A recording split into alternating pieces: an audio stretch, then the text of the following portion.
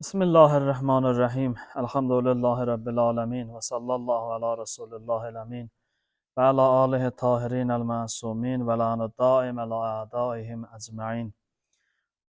Mübarək Ramazan ayıdır. Allah-u Teala'nın bağışlanma, mərhəmət ayıdır. Və bu ayda Həzrət Əmirül Müminin Əli əleyhissalamın vəsiyyətnaməsini sizlərlə oxuyurduq. Və gəldik vəsiyyətnamənin bu hissəsinə çatdıq ki, Əmirül Müminin Əli əleyhissalam buyurur: Allah, Allah fi beyti Rabbikum. Buyurur ki, sizə Rəbbinizin evin sizə tapşırıram. Nə qədər sağsız o evin kənarını boş qoymayın, əks halda sizə möhlət verilməyəcək, sizə güzəşt edilməyəcək. Çox önəmli bir məsələdir, günümüzdə aktual olan məsələlərdən biridir. Və bildiyiniz kimi Kəbə evi müsəlmanların qibləsidir və həc ziyarəti, buradan həc ziyarətindən başlayaq, sonra digər məsələlərə gəlib çatarıq. Allah-u Teala mübarək Ali İmran surəsinin 67-ci ayəsində buyurur ki: "Vəlillahi alən-nasi hiccul beyt men istata ileyhi sabila." Buyurur, Allaha xatir hər kimin imkanı olarsa, istitayəti olarsa, o evi ziyarət etməlidir. O evin ziyarətinə getməlidir. Həc sözü lüğət etibarı ilə qəsd, məqsəd anlamın verir. Hacı o adamlara deyilir ki, yəni bizim dildə hacı termini ki var, ki çoxları da bundan narahat olur. Hacı o adama deyirlər ki, Allah evin ziyarət eləmək qəsdi və məqsədi ilə evindən çıxıb gedən adama hacı deyirlər. Hər kim Kəbə evin ziyarət eləmək üçün bu məqsədlə evindən çıxıb gedirsə, bu adam hacıdır. Yəni, bu məqsədlə evindən çıxıbdır. Və həc ziyarəti dinimizdə vacib hökmlərdən biridir. Əgər bir insanın boynuna həc gələrsə, yəni onun imkanı olarsa, həc ziyarətinin ziyarət eləmək üçün lazım olan məbləği qarşılamağa imkanı olarsa, bu insan həc ziyarətinə getməlidir və həc ilahi vacibatdan biridir. Və heç bir əməl, heç bir şey insanın boynundan həcci götürə bilməz, həcci əvəz eləyə bilməz. Və ayənin davamında Allah buyurur ki: وَمَنْ كَفَرَ فَإِنَّ اللّٰهَ غَنِيٌّ عَنِ الْعَالَمِينَ. Kim küfür eləyərsə, yəni ziyarətə, həccə getməzsə, Allah evinin ziyarətinə getməzsə, Allah-u Teala, aləmlərin Rəbbi olan Allah mütləq ehtiyacsızdır, aləmlərdən ehtiyacsızdır.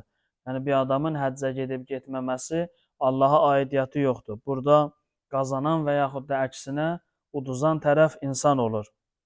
Və həcc ziyarəti o qədər vacib bir əməldir ki, Həzrət Peyğəmbər əleyhissalam buyurur: "Tarikul həcc və huvə mustati' kafir." Əgər bir adam həcc ziyarətinə getməyə imkanı ola, amma getməsə, bu insan kafirdir.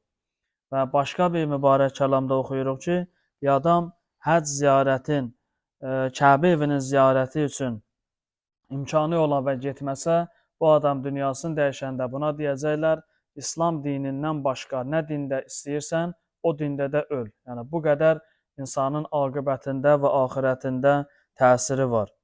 Ona görə Allah-u Teala'nın evinin ziyarəti çox önəmlidir və insan gərək bu ziyarətə getsin.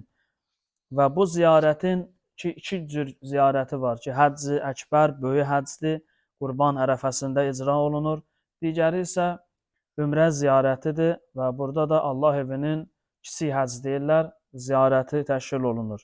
Əlbəttə, bəzi İslam məzhəblərinə görə həm həcc, həm ümrə insana vacibdir ömürdə bir dəfə, amma bizim məzhəbə görə əgər insanın imkanı olarsa, bəli, həcc ziyarəti vacibdir, ümrə isə təkidli müstəhəbdir, amma vacib deyil. Amma hər bir halda insan əgər Allahdan müvəffəqiyyət istəyə ki, o öz evinin ziyarətini insana nəsib eləyə. Mübarək Qədr gecələrinin dualarında biz Allahdan istəyirik ki, ilahi bu il və hər il həcc ziyarəti nəsib elə. Dediyim kimi, həcc ziyarəti bir, bizim bildiyimiz anlamda, digəri isə qəsd anlamında ki, sənin evin, yəni Allah evinin ziyarətinə gedə bilək, Kəbə evin ziyarət eləyə bilək. Ona görə çox mühüm məsələdir və Kəbənin çox əhəmiyyəti var. Kəbə müsəlmanların qibləsidir. Və biz müsəlmanlar namaz qılanda üzü Kəbəyə doğru qılırıq. Əgər bir insan üzü Kəbəyə istiqamət namaz qılmazsa, onun namazı batildir. Eləcə də dünyasını dəyişən insanları şəriətin hökmünə əsasən üzü sağ çiyini üstə, üzü qiblə istiqamətində dəfn olunur. Eləcə də zibhin, yəni kəsimin şərtlərindən biri də budur ki, heyvanı üzü qibləyə gərək kəsəsən. Əks halda o heyvanın əti insanlara haram olur. Və qiblə bu qədər əhəmiyyətli və önəmli məsələdir Kəbə evi. Və digər mühüm məsələlərdən biri ki, bu günləri mübtəlabih olduğumuz məsələdir. Bütün evimizdə hər şeyi nəzərə alırıq. Divarın rəngin pərdəyə, pərdənin rəngin döşəmənin xalçasına, xalçanın rəngin tavanın rənginə uyğunlaşdırırıq. Amma evimizdə şəriətin hökmlərinə uyğun şəkildə olması bizim üçün ya axırıncı planda olur, ya ümumiyyətlə önəm vermirik. Ki, onlardan biri də budur. Ayaq yolunun gərək üzü və arxası qibləyə olmasın. Söhbət qapıdan getmir. İçərinin üzü və yaxud da arxası qibləyə olmasın. Əks halda insan haramdır, üzü və yaxud da arxası qibləyə olmaq. Ona görə əgər birdən birində belə bir şey olarsa, vacibdir gərək onun səmtin dəyişdirsin, istiqamətini dəyişdirsin. Çünki Kəbə bizim qibləmizdir və bu qiblənin ehtiramı gözlənilməlidir. Kəbəyə istənilən hörmətsizlik haramdır ki, gərək insan onu gözləsin. Və hətta deyirlər, evdə oturursan və yaxud da hardasa oturursansa, mümkün qədər insan gərək üzü qibləyə oturaq. Üzü qibləyə oturmaq insanın müvəffəqiyyətini artırar. Arxası qibləyə oturmaq insanın müvəffəqiyyətini kəsər. Buna görə çox mühüm məsələdir. İnsan Kəbə evini gərək ziyarət eləyə, mümkün qədər ən azından niyyətində ola Kəbə evini ziyarət eləyim və əgər insan istəyərsə Allah ona da nəsib eləyəcək. Və Əli əleyhissalam ki buyurur, sizə Rəbbinizin evini tapşırıram, onun kənarını boş qoymayın. Bu mühüm məsələdir ki, insan diqqətli olmalıdır.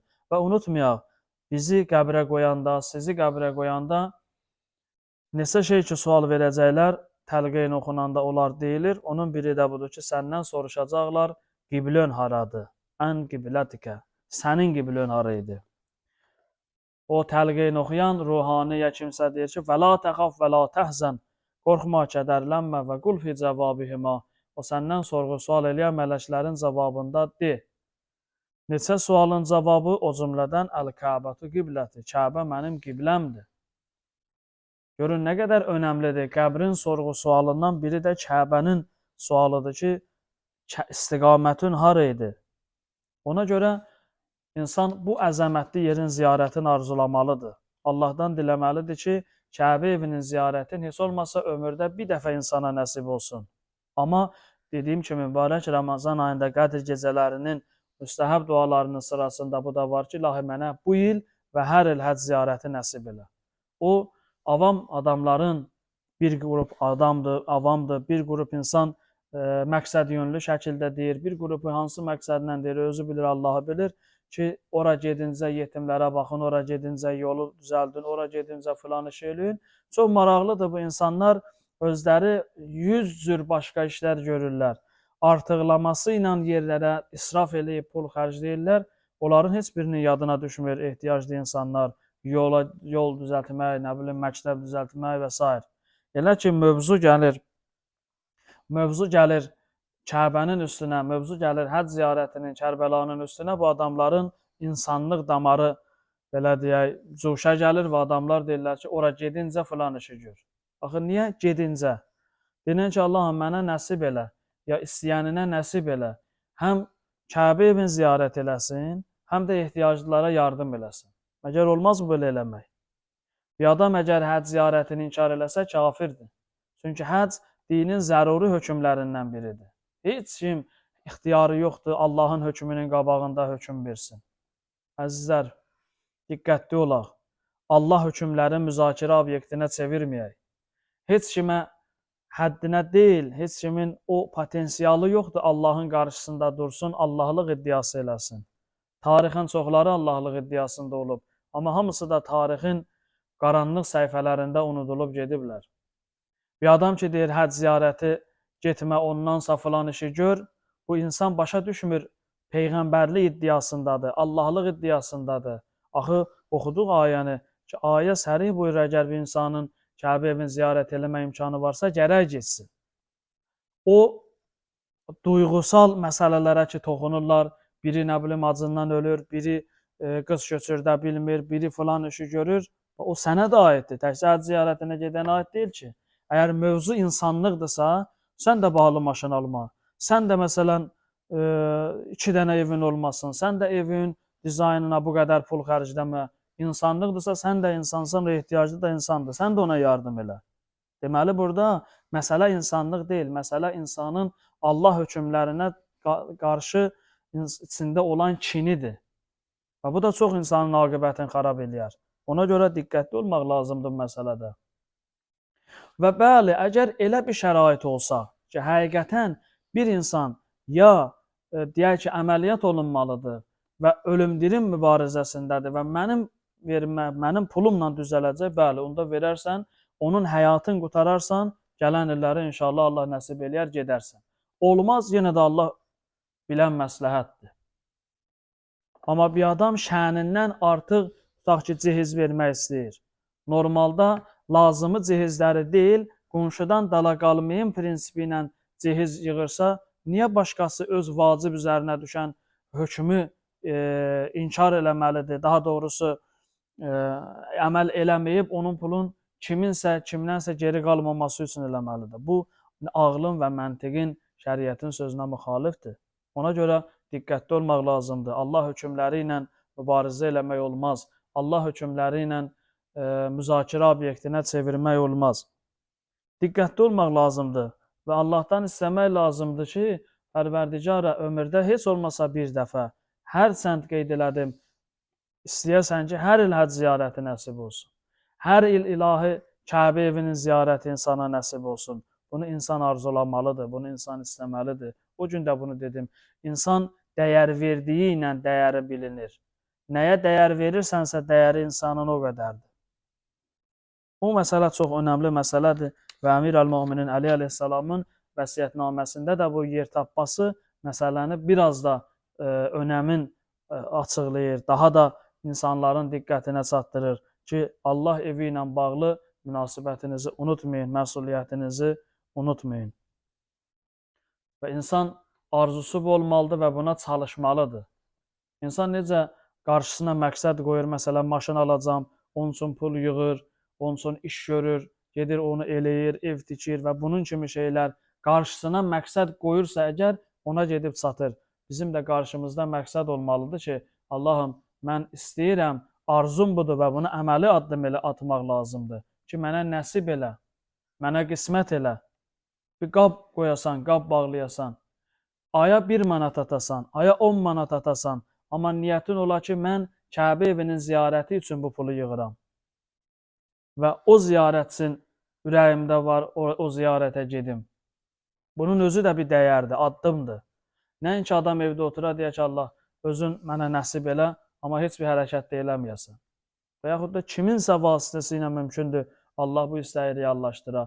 Hər bir halda insan bir ömür ibadət elədiyi Kəbənin, eləcə də dünyasını dəyişəndən sonra qəbirdə üzü Kəbəyə doğru qalacağı halda bir dəfə gedib o Kəbə evini ziyarət eləməyi Allahdan istəməlidir. Bu Əmir əl-Möminin Əli əleyhissalamın vəsiyyətidir. Allah inşallah sizdə bizdə hər birimizə öz evinin ziyarətin dəfələrlə nəsib eləsin. Allah İzzət-i Cəlalı ehtiramına şəhidlərimiz, valideynlərimiz haqqı boynumuzda olanların hamısını qərq-i rəhmət eləsin. Allah axır aqibətimizi xeyr eləsin. Vəssalamu aleykum və rəhmətullahi və bərəkatuhu.